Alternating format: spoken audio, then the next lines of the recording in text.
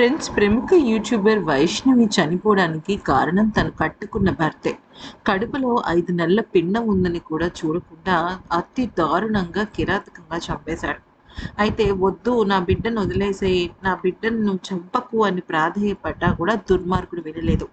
అయితే కడుపుతో ఉన్నాను అని తను అందరి ముందు టెస్ట్ చేయించుకున్నా కూడా కనీసం ఆ గుర్తులు కూడా జ్ఞాపకం లేకుండా ఈ దుర్మార్గుడు మొత్తం అంతా కూడా కాల రాసేశాడు.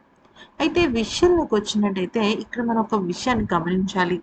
అయితే ఈ హరిబాబు అనేవాడు అసలు పెళ్ళికి ముందు కనీసం, అంటే పెళ్ళైన తర్వాత సాధారణంగా ఎలా ఉంటుంది అంటే ఆహ్, అమ్మాయిని పెళ్లి చేసుకున్న తర్వాత అబ్బాయి తన ఇంటికి తీసుకెళ్తాడు.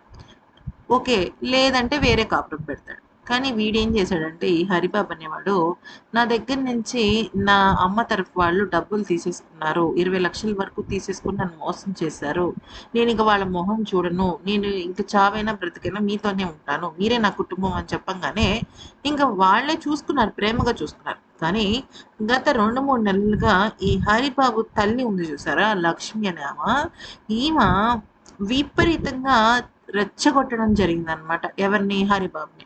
నీ అన్నయ్యలకి నీకన్నా జీతం తక్కువ. కానీ 30,00,000, 20,00,000 సాలరీ వచ్చింది. నీకెందుకని నువ్వెందుకని ఆ సాలరీ తీసుకోవటం లేదు అని చెప్పి, అంటే నువ్వెందుకు ఆ కట్నం తీసుకోవట్లేదు? వాళ్ళకి 10,000 సాలరీ ఉన్న 30,00,000 కట్నం ఇచ్చారు. నీకలా ఎందుకు ఇవ్వటం లేదని చెప్పేసి నానా రకాలుగా మాట్లాడారు. అయితే ఇప్పుడు ఆమె ప్రస్తుతం కరీంనగర్ జైల్‌లో ఉంది గదా! అయితే తన చుట్టూ ఉన్న జైలు ఖైదీలు కూడా ఈమెని తిట్టిపోస్తున్నారు. కారణం ఏంటో చెప్పమంటారా?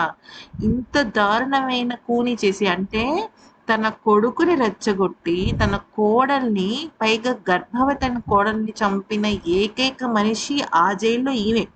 అందుకనే తోటి ఖైదీలు కూడా ఛీ! నువ్వసలు ఆడదానివేనా? ఎవరైనా వాళ్ళకి వాళ్ళు కూనీ చేస్తారు. నువ్వు కొడుకు జీవితాన్ని, కోడలు జీవితాన్ని, నీకు పుట్టబోయే వారసుల జీవితాన్ని కూడా నాశనం చేశావు అని చెప్పేసి దుమ్మెత్తి పోస్తున్నారట. అయితే ఇక ఇదంతా కూడా అంటే నిజం అంతే కదా! ఇప్పుడు హరిబాబు అనేవాడు కరెక్టే. డబ్బు మనిషే. స్వార్థంతోనే చేసుకున్నాడు. కానీ చంపాలన్న ఆలోచన లేదు. వాళ్ళ అమ్మ చేసిన పనితోనే అదంతా చేశాడు. ఇప్పుడేమైంది? తన జీవితం సర్వనాశనం అవ్వటమే కాకుండా, ఇరు కుటుంబాలు నాశనమైపోయాయి. ఒక పసిబిడ్డ 2 నిండు ప్రాణాలు గాల్లో కలిసిపోయాయి. అందుకనే శిక్ష పడితే నలుగురికి పడాలి. ఇద్దరు అన్నదమ్ములకి, వీళ్ళ అమ్మకి, అలాగే ఈ హరిబాబుకి.